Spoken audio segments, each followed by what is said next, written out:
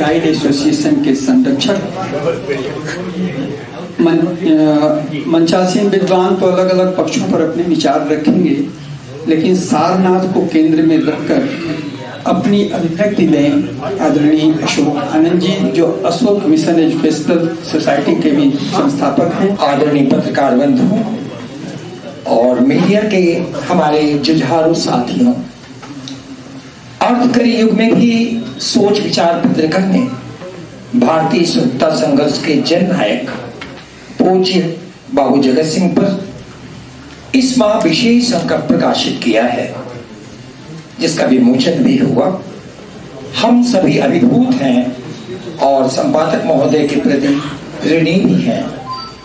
मैं भारत सरकार के पर्यटन मंत्रालय द्वारा 1985 में प्रशिक्षित और अनुमोदित हुआ और बहैसियत पर्यटक संदर्शक यानी टूरिस्ट गाइड या कह लें सांस्कृतिक राजदूत के रूप में अपनी सेवाएं देशी विदेशी मेहमानों को देता रहा हूं।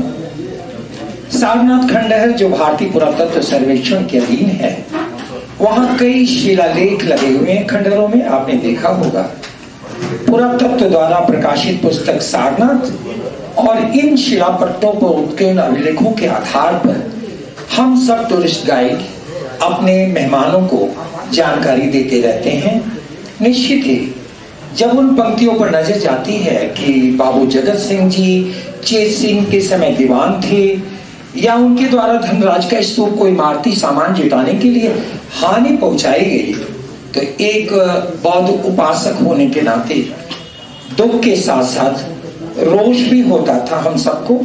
और जब यह जानकारी भारतीय पुरातत्व सर्वेक्षण के द्वारा दी गई हो तो इसे हम सब लोग सच मान लेते थे। लेकिन 5-6 साल पहले प्रदीप जी की खोजी प्रवृत्ति ने जब इन्हें अपने अतीत में झांकने को विवश किया, तो गाइडों के संरक्षक होने के नाते और पर्यटन व्यवसाय में सक्रियता के नाते इन्हें मेरी याद भी आई।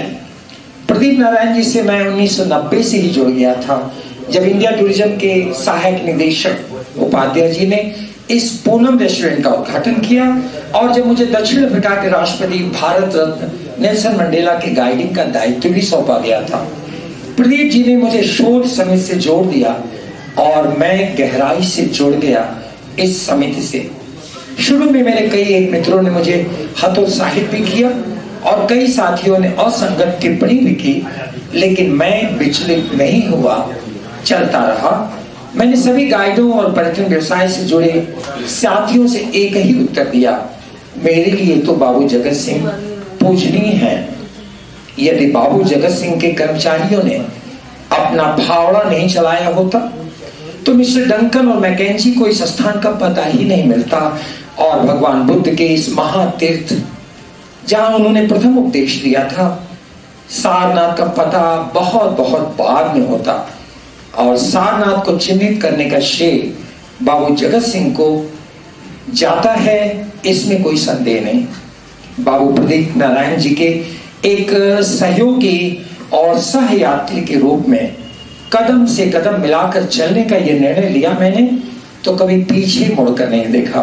बनारस के विस्मित जननायक बाबू जगत सिंह 1799 भारतीय स्वतंत्रता संघर्ष की अनकही गाथा पुस्तक जो प्रकाशित हुई है, उसका सबसे पहले विमोचन काशी हिंदू विश्वविद्यालय के शताब्दी भवन में हुआ और उस आयोजन के संचालन का मुझे सुयोग भी मिला।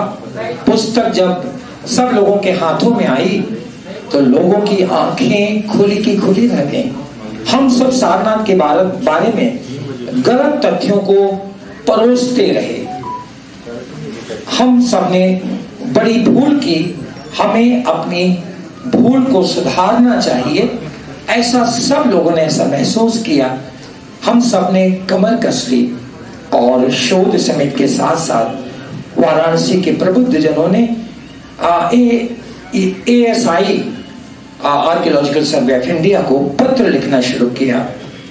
गाइडों के संरक्षक और सलाहकार के रूप में मैंने अपने दायित्वों का निर्वहन किया और गाइडों के हित के लिए बनी जो यूनियंस थी, एसोसिएशन थे, उसके सदस्यों को जोड़ना शुरू कर दिया और लामबंद करना शुरू कर दिया। गाइड नेताओं के साथ बैठकें की और बाबू जगत सिंह के आशीर्वाद से सबने साथ दिया। सहकर्मी साथी और यूनियन के पदाधिकारी भाई जैनिम जी, अखिलेश, राजेश्वर, विक्रम मेहरोत्रा, नीलेश सिन्हा, अंकित सिंह मौर्य, राजेंद्र पांडे, दिलीप पांडे, अजय सिंह जैसे सक्रिय साथियों ने अपनी अपनी संस्थाओं से पुरातत्व विभाग को गलत शिलापट्टों को बदलने के लिए जोरदार अपील की। स्थानीय अधिकारियों को भी पत्र दिया गया। भाई प्रदीप नारायण सिंह के नेतृत्व में हम आर्कियोलॉजिकल सर्वे ऑफ इंडिया के महानिदेशक श्री रावत के दिल्ली स्थित कार्यालय भी पहुंचे। हमें रावत जी ने आश्वासन भी दिया। वहां के अधिकारियों को बाबू जगत सिंह पर प्रकाश की पुस्तक भी हम सब लोगों ने भेंट की। कुछ दिनों बाद हम सब के लिए यह स्वर्णिम सुबह भी आई जब हम सारनाथ के खंडहरों में बदले हुए शिलापट्ट के साक्षी बन गए। हमारी खुशी का पारावार नहीं था। हम खुशी में उछल पड़े। गाइडों की एकजुटता और बाबू प्रदीप जी की कर्मठता का प्रतिफलन रहा कि गलत तथ्यों को हटाकर सच को उत्कीर्ण किया गया। मेरी यही मुट्ठी भर इस पवित्र यज्ञ में आहुति थी। मैं उन साथियों का जीवन भर आभारी रहूंगा जिन्होंने मेरी इस ललकार को अभियान में बदल दिया और मेरे सम्मान को अपना सम्मान मानकर मेरे साथ डटे रहे। धन्यवाद।